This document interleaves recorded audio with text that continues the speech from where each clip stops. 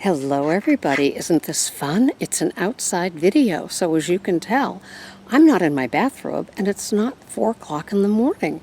So this is kind of exciting. My name is Sarah, also known as Weight Watcher Cape Cod Woman, also known as Pearls of Wisdom.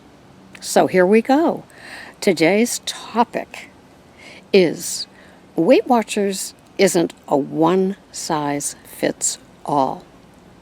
And I'm sure that many of you are realizing that if you've been on this site for a while, but also in Weight Watchers for a while.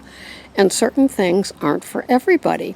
And we kind of learn that as we go along and we evolve. And, you know, most of the people that I find inspirational, most of the people that I find motivational, most of the people that I find I'm attracted to are those that don't stay put. They don't stay stuck.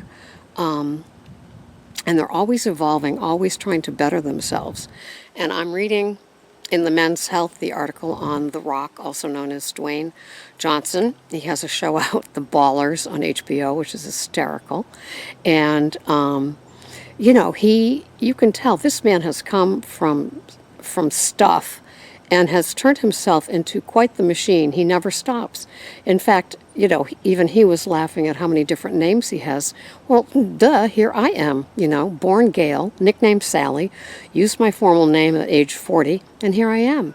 And just like Weight Watchers, you know, one size isn't fitting us all. And when I first was a member, I found myself buying, hello, that's Barney, my outside cat. And when I first joined, I found myself buying a lot of the Weight Watcher ice creams and having them a few times a week. And sorry for the jolt. It's my cat finding my lap. It's only 90 degrees out. Sorry. Oh goodness.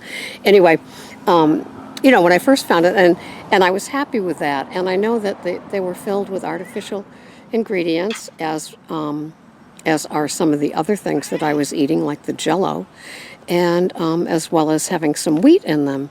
Even the Skinny Cow ice cream sandwiches that heretofore I loved.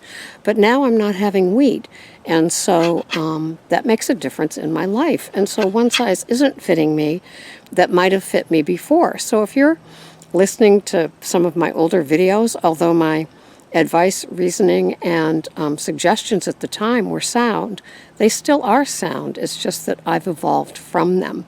But I was making healthier choices almost out of the gate once I started here. And I've been a member here for about 14 or 15 months. 14 or 15 months. Oh my God, a lap cat in the top of the summer day. And you know, I have my 26 points. I reached maintenance last October, so about 10 months ago. And I still, even though they bumped me up to 32 points, I stay at the 26. And I find that's comfortable for me. There's enough food in it.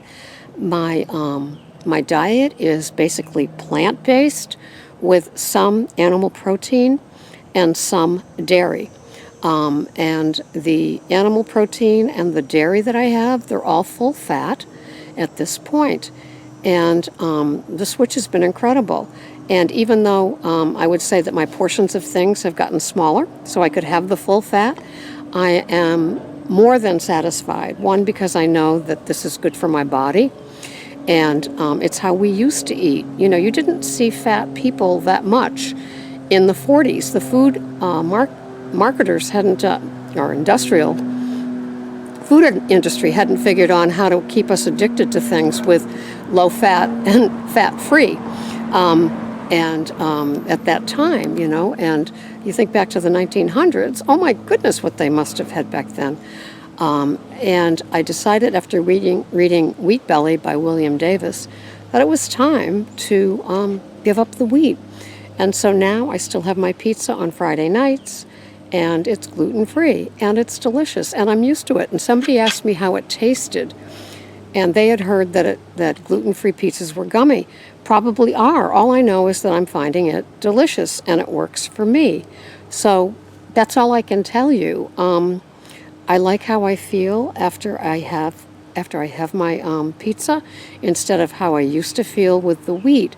It just feels better in my tummy, and I don't feel that bloated. I feel full, but I don't feel stuffed. And basically, it's the same amount of pizza that I was eating before. So, some interesting things. So, life is good, and the one size fits all. You know, you can always feel free to really get your own program with Weight Watchers. That's the beauty of it, is that nobody's telling you what you have to do.